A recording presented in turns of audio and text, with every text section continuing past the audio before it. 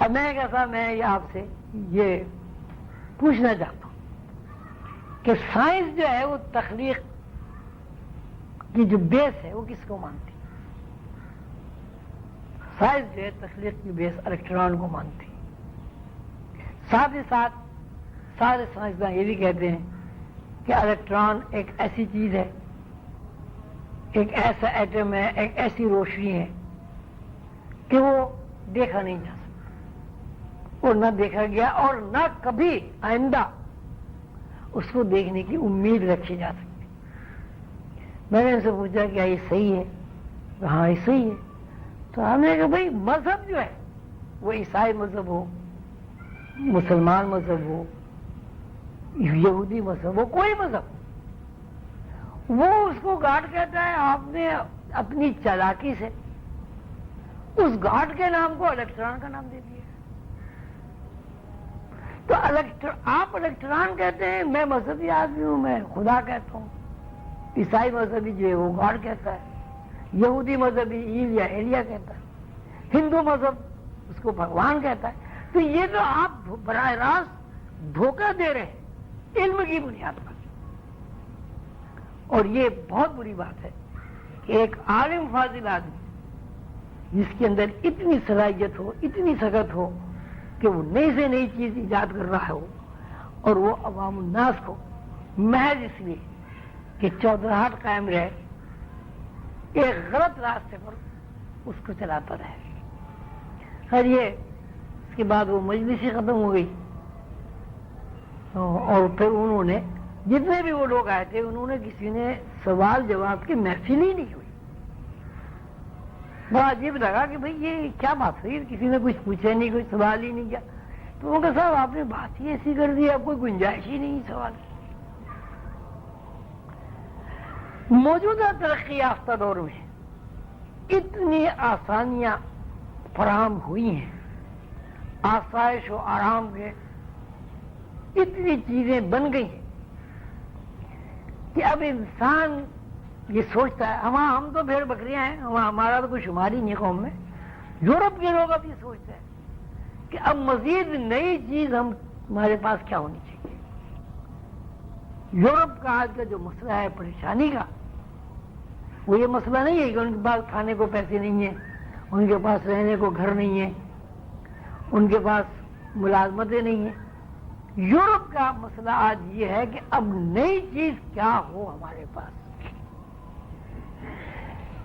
T V وہ دیکھ دیکھ کے تھک گئے، وی سی آر وہ دیکھ کے تھک گئے، ڈس اینٹینا کی وجہ سے ساری دنیا ایک اسکرین پر ان کے سامنے آ گئی ہے. یہ ذہن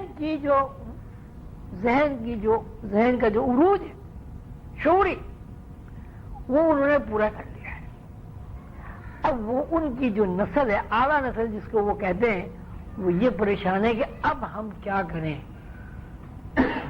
اب ہم ٹی وی دیکھتے دیکھتے ہمارا دل بھر گیا، اب ہم کیا کریں. جہازوں میں سفر کرتے کرتے ہمارا دل بھر گیا، اب ہم کیا کریں. کھانا پینا ناچ گانا اس سے ہمارا دل بھر گیا، اب ہم کیا کریں.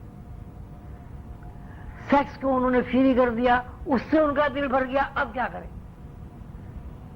یعنی وہاں یہ مسئلہ بن گیا ہے کہ اتنی ترقی اور عروج ان کو مل گیا ہے کہ اب یہ ترقی ہی ان کے لیے عذاب بن گئی.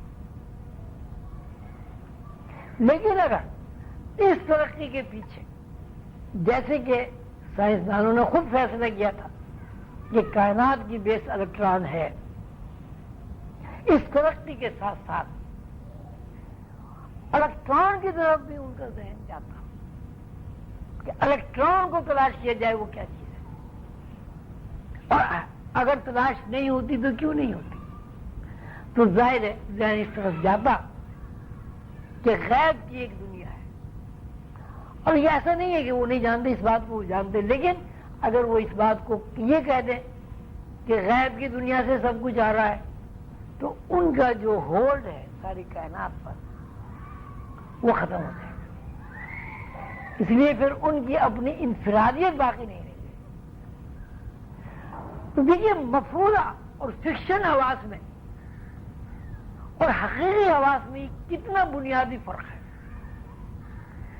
کہ وہ اس کے باوجود کہ وہ جانتے ہیں کہ سسٹم جو ہے وہ غیب سے کنٹرول ہو رہا ہے کائنات کا، لیکن وہ اس کو تسلیم کرنے پر آمادہ نہیں۔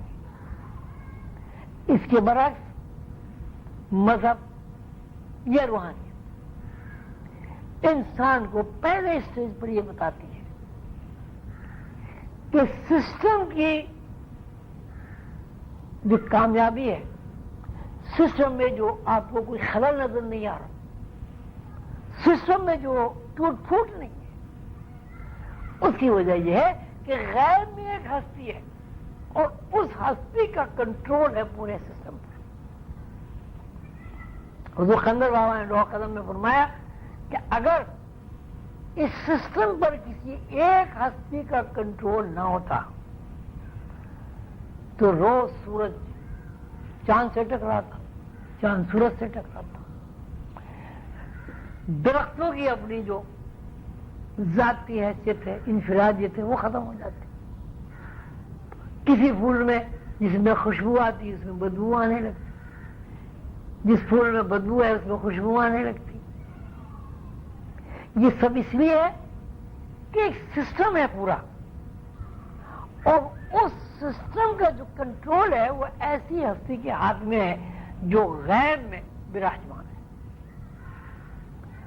اب اس میں آپ نے پڑھا کہ تخلیقی فارمولوں میں کہ مثلا اگر انسان کی ساخت کے لیے جیم کا عددی مجموعہ متعین کر دیا گیا تو اس جیم کے عددی مجموعے سے انسان کے علاوہ کوئی دوسری تخلیق عمل میں نہیں آئے گی۔ کروڑوں سال ہو گئے، لاکھوں سال گزر گئے، آدم کے یہاں آدم ہی پیدا ہوتا ہے، بکری کے یہاں بکری ہی پیدا ہوتی ہے، گائے کا بچہ کبھی ہرن نہیں بن جاتا، ہاتھی بہت طاقتور جانور ہے لیکن کبھی یہ نہیں ہوا کہ ہاتھی کا بچہ شیر بن گیا ہو، شیر کا بچہ ہاتھی بن گیا ہو۔ یہ ایک سسٹم ہے، اور یہ سسٹم ایک معین مقداروں پر قائم ہے۔ ایک تو نوع اعتبار سے معین مقداروں پر قائم ہے، اور نوع میں انفرادی طور پر معین مقداروں پر قائم ہے۔ مثلا 1 کروڑ آدمی آپ ایک جگہ جمع کر دیں